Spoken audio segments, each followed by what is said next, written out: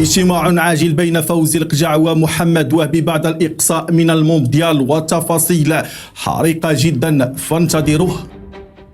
يجتمع فوزي القجع رئيس الجامعة الملكية المغربية لكرة القدم في الأسبوع القادم بمحمد وهبي للاستفسار عن أسباب الإقصاء من ربع نهائي كأس العالم المقامة حاليا بالولايات المتحدة الأمريكية والمكسيك وكندا.